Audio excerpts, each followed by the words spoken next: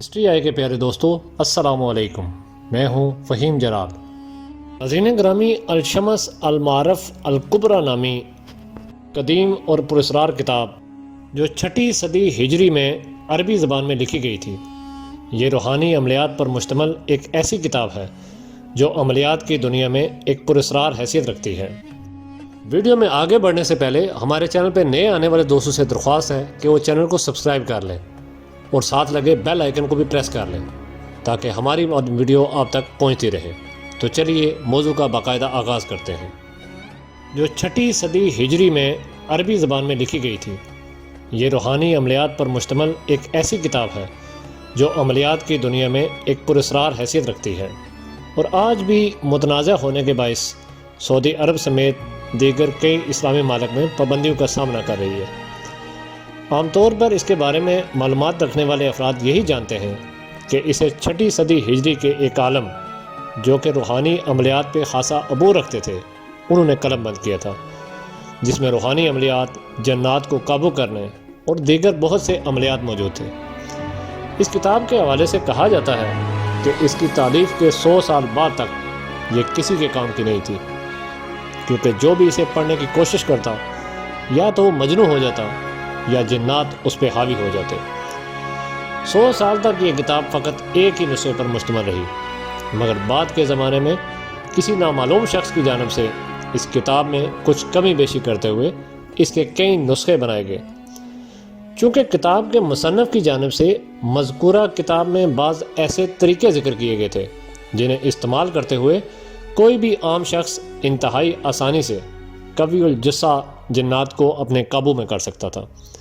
اس لیے جنات اس کتاب کی حفاظت کرتے تھے کہ کوئی اسے پڑھ نہ پائے۔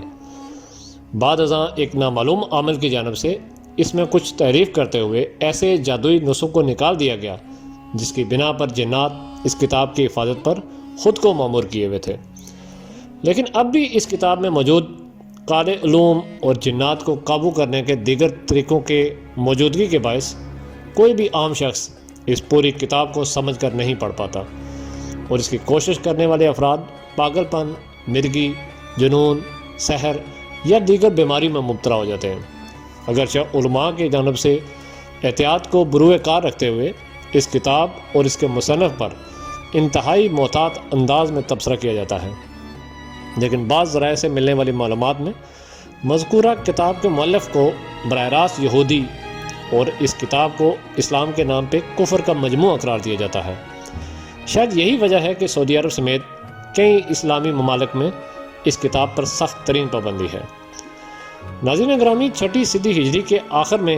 یہ کتاب محمد بن علی بن زائد کی تحویل میں تھی۔ یہ شخص ایک مالدار تاجر تھا اور مزید دولت کے حصول کے چکر میں اس کی جانب سے یہ کتاب بھاری قیمت خرچ کر کے حاصل کی گئی تھی۔ واضح رہے کہ اس وقت اس کتاب کا صرف وہی ایک نسخہ تھا جو محمد بن علی نے حاصل کیا تھا، لیکن بعد میں کچھ رد و بدل کے ساتھ اس زمانے کے حساب سے اس کی متعدد کاپیاں کرائی گئی تھی۔ اس شخص کا بیان ہے کہ جب بھی وہ اس کتاب کو کھول کر پڑھنے کی کوشش کرتا تو اس کے سامنے ایک سیاہ خولا آ جاتا جس کی جسامت کی سیاہی اور چہرے پہ چھائی نحوست کو دیکھ کے وہ بے ہوش ہو جاتا۔ کئی مرتبہ کی کوشش کے بعد بالآخر اس کی جانب سے یہ کتاب ایک عالم دین کے حوالے سے کی گئی۔ اسی سے متعلق کچھ اور روایات کو تلاش کرنے پہ یہ بات سامنے آتی ہے جن کی روح سے یہ پتہ چلتا ہے کہ مذکورہ کتاب کی حفاظت پر شیاطین جنات مامور تھے، کیونکہ کتاب میں موجود بعض جادوئی طریقوں کے استعمال پر وہ انسانوں کی غلامی میں آ سکتے تھے۔ چونکہ کتاب خود ایک جادوئی عملیات پر مشتمل تھی، اس بنا پر وہ اس بات پر بھی قادر نہ تھے کہ مذکورہ کتاب کو کچھ نقصان پہنچایا جا سکے۔ ان چند واقعات کے بعد یہ کتاب منظر عام سے غائب ہو گئی تھی، اور 7ویں صدی ہجری میں جب وہ ایک بار پھر منظر عام پر آئی تو اس میں موجود مواد کو ایک حد تک حذف کر دیا جا چکا تھا۔ اس کتاب میں موجود وظائف اور جادوئی طریقہ کار میں سے اب بھی بعض ایسے ہیں جنہیں پڑھنے والا اگر کوئی عام انسان ہو جو عملیات کی ذرہ برابر بھی سد بد نہ رکھتا ہو تو وہ خود کسی ناگہانی آفت کے یا کسی بلا سے دوچار ہو جاتا ہے۔ لیکن حیرت انگیز طور پر اب تک اس بات کی وضاحت نہیں ہو سکی کہ اس کتاب کے وہ کون سے حصے بول یا جز ہیں جنہیں پڑھنے سے انسان مشکلات کا شکار ہو جاتا ہے۔ الونتیا کے مطابق ایک شخص ایسا بھی ہے جو کسی حد تک اس کتاب کو پڑھنے میں کامیاب ہو گیا تھا، البتہ زمانہ قدیم سے تعلق ہونے کی بنا پر مذکورہ شخص کا پورا نام و نسب تو ریکارڈ کا حصہ نہیں رہا، لیکن وہ اپنے لقب السائی سے کافی مشہور ہے۔ السائی کا تعلق یمن کے قدیم علاقے عدم سے تھا اور وہ یہاں 10ویں صدی ہجری کے بعد واقع ہوا۔ تاریخی حوالوں سے السائی کے لقب سے مشہور اس شخص کی جانب سے ابتدا میں جب اس کتاب کے بعض ایسے حصوں کو حاصل کر کے ان پہ عمل کی کوشش کی گئی تھی جو کافی مشکوک ہونے کے علاوہ مطلوب ہو گئے تھے، تو اسے پہل جنات کی جانب سے اس کام کو روکنے کی کوشش کی گئی۔ السائی کا تعلق کسی حد تک روحانی عملیات سے رہا تھا، اس لیے وہ اس بات سے اچھی طرح آگاہ تھا کہ جنات کی جانب سے اسے اس کام سے روکنے کے لیے کس قسم کے ہتھ کنڈے استعمال کیے جا سکتے ہیں۔ اسی بات کو مد نظر رکھتے ہوئے اس کی جانب سے ابتدا میں ہی کچھ ایسے اعمال کر لیے گئے جن کی بنا پر جنات اس تک رسائی حاصل کرنے سے قاصر تھے۔ اسی وجہ سے وہ چند قوی الجثہ جنات کو قابو کرنے کے آخری مرحلے تک پہنچ چکا تھا، لیکن یہاں پر جنات نے اسے مات دے دی۔ کئی برسوں تک غائب دماغی کیفیت سے گزرنے کے بعد جب اسے واپس ہوش آیا تو اس کی جانب سے بتائی جانے والی تفسیر سے یہ معلوم ہو سکا تھا کہ اس کے ساتھ کیا ہوا تھا۔ یہ بات آج تک کوئی بھی جاننے سے قاصر ہے کہ السائی پر ہونے والے جناتی اثر کا توڑ کیا تھا اور کس نے کیا تھا۔ حیرت کی بات یہ ہے کہ السائی اپنے حواس میں آنے کے بعد خود بھی یہ بھول چکا تھا کہ اس نے کون سا علم اختیار کیا تھا، جبکہ وہ ماضی میں اپنی جانب سے اختیار کیے جانے والے دیگر عملیات کے بارے میں بھی کچھ معلومات نہیں رکھتا تھا۔ حیرت انگیز طور پر اسے اپنے ماضی کی ساری زندگی میں سے صرف وہی عمل تمام تر تفصیلات کے ساتھ یاد تھا جس میں اس نے جنات نے نشانہ بنایا تھا۔ السائی کے اس قبر میں گرتے ہی اس کا بدن ناپاک ہو گیا تھا،